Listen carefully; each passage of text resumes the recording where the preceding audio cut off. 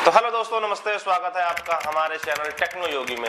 आज हम आपको साइबर फ्रॉड से जुड़े कई मुद्दों पे आज बात करने वाले हैं और बताने वाले हैं कि कैसे आप साइबर ठगी से साइबर फ्रॉड से बच सकते हैं, क्योंकि आजकल साइबर फ्रॉड बहुत ज़्यादा हो रहे हैं। तो इसके बारे में हम आपको बताएंगे कि आप साइबर फ्रॉड से कैसे बच सकते हैं। और इसका जो ठगी का शिकार है, ऐसा नहीं है कि बस बिना पढ़े लिखे ही लोग हो रहे हैं। पढ़े लिखे लोग, अच्छे लोग भी इस साइबर ठगी का शिकार हो जा रहे हैं। और आज हम इस वीडियो में आपको बताएंगे कि आप कैसे साइबर ठगी से बच सकते हैं। तो हर एक सिक्के के दो पहलू होते हैं। टेक्नोलॉजी जहां एक और जीवन को आसान बना रही है, वहीं इसके खतरे भी काफी ज्यादा हैं। ऑनलाइन सुविधाओं के मुकाबले ऑनलाइन फ्रॉड की कहानियां ज्यादा सामने आ रहे हैं। अभी बीते रविवार को 50 से ज्यादा फिल्में करने वाले बॉलीवुड एक्टर आफ्ताब शिवदासनी को तो आप लोग जानते ही होंगे। अभी वो भी फ्रॉड के शिकार हो गए। अब आप कहेंगे कि जब ऐसे लोग फ्रॉड के शिकार हो जा रहे हैं, फिर हम तो हो ही सकते हैं। लेकिन ऐसा बिल्कुल भी नहीं। अगर आपके पास जानकारी है तो आप फ्रॉड के शिकार नहीं होंगे, फ्रॉड के शिकार होने से बच जाएंगे। अभी जो एक्टर फ्रॉड के शिकार हुए हैं, उनको किस तरीके से साइबर ठगों ने किस तरह बेवकूफ बनाया, वो भी हम आपको बता देते हैं। जब एक स्मैकर का कॉल आता है इनके पास, स्कैमर का, जिसने केवाईसी करने के बहाने उनके 1.5 लाख रुपए उनके अकाउंट से उड़ा दिए। लोगों में ऑनलाइन फ्रॉड से बचने की जागरूकता जिस अनुपात में बढ़ती है, उसी अनुपात में स्कैमर की फ्रॉड करने की भी नए नए तरीके इजाद कर लेते हैं। अगर आप थोड़ा और डेवलप हुए किस तरह से हम फ्रॉड से बच सकते हैं, तो जो स्कैमर है वो उससे भी ऊपर कुछ दिमाग लगा देते हैं कि भैया ये तो तरीका पुराना हो गया, अब नए तरीके से फ्रॉड करते हैं, क्योंकि ऐसे में लोग चंगुल में नहीं फंस रहे हैं। तो उनका भी जो तरीका है वो कहीं ना कहीं थोड़ा और हाईटेक हो जाता है। रिजर्व बैंक ऑफ इंडिया की एक रिपोर्ट कहती है, भारत में वित्त 2022 और 23 के आखिरी 7 महीनों में तकरीबन 1750 करोड़ रुपए के ऑनलाइन फ्रॉड के केस दर्ज हुए हैं। अब आप सोच सकते हैं कि कितना ज्यादा फ्रॉड की केसें हो रही हैं, कितना ज्यादा साइबर फ्रॉड की केस हो रही है कि 2022 और 23 के आखिरी 7 महीने में, मात्र 7 महीने में 1750 करोड़ रुपए की ऑनलाइन ठगी का केस जो है वो दर्ज हुआ है। इससे हमें ये समझ आता है कि ऑनलाइन फ्रॉड से बचने के लिए सिर्फ एजुकेट होना ही काफी नहीं है, इसके लिए सजगता और समझदारी की भी जरूरत है। साथ ही उन कारणों को समझने और सावधान रहने की भी, जिसकी वजह से हमें फ्रॉड का शिकार होना पड़ता है। तो ऐसे कौन कौन सी चीजें हैं जिनसे हम फ्रॉड से बच सकते हैं, तो आइए हम बताते हैं। जो ऑनलाइन फ्रॉड के जो मुख्य कारण होते हैं, उसमें सबसे पहली पॉइंट जो है वो लापरवाही होती है, कि हम लापरवाही करते हैं। बैंक की जो गाइडलाइंस होती है उसको ध्यान से हम नहीं पढ़ते हैं।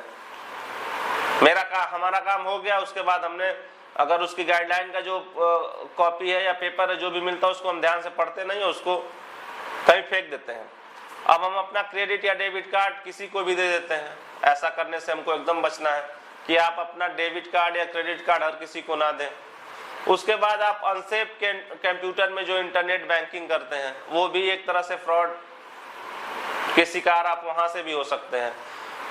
और अपने कंप्यूटर और अपने मोबाइल को आप प्रोटेक्ट नहीं करते हैं, अच्छे से पासवर्ड नहीं लगाते हैं, हर जगह आप ढीला ढवाली करते हैं, तो उससे भी आपको नुकसान हो सकता है और वहां से भी आप फ्रॉड के शिकार हो सकते हैं।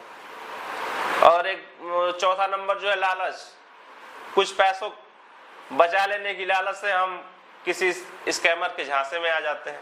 अगला हमें कहता है कि भैया आपकी लॉटरी निकल गई है, आपको ये करना है, फिर हम उसके झांसे में आ जाते हैं और वैसा कर देते हैं, जिससे हम ठगी के शिकार हो जाते हैं।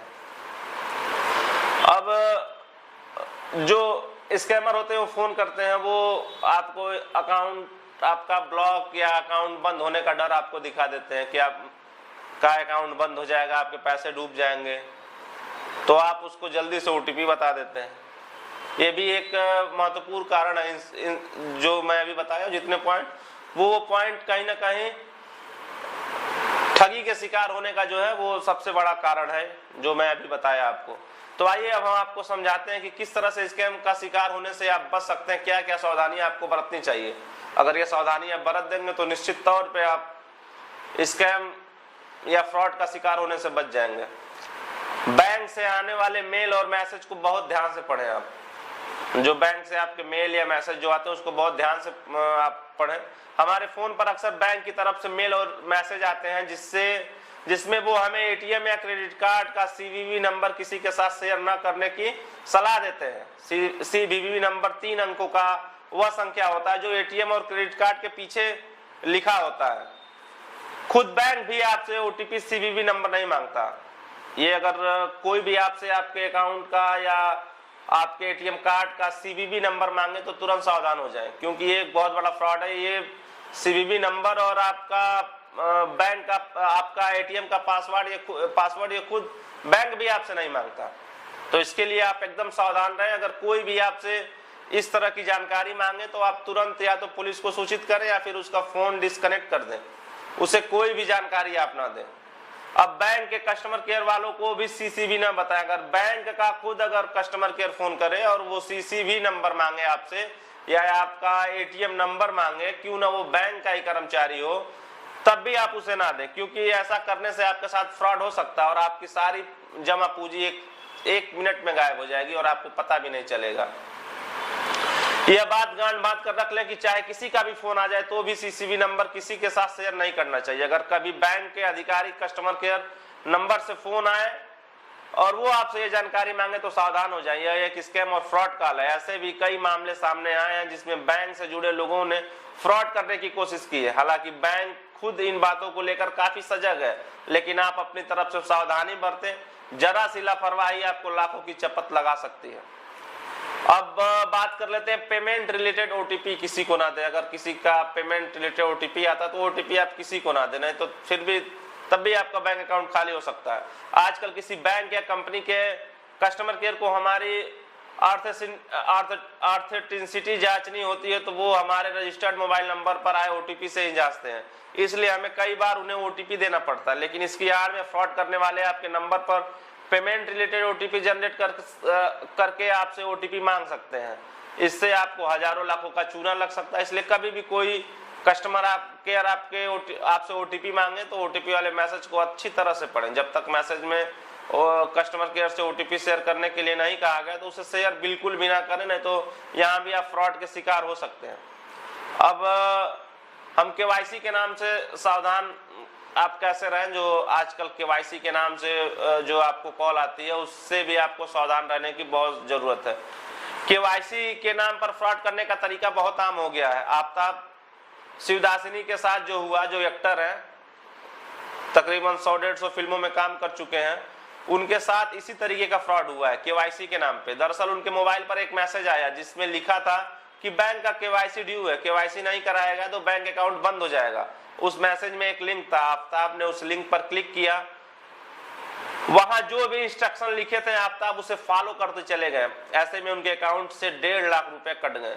दरअसल लिंक क्लिक करने के बाद वहां आपको अपने कार्ड की डिटेल डालने को कहा जाता है, जिससे आपसे आपका कार्ड नंबर से लेकर सीवीवी तक सब मांगा जाता है।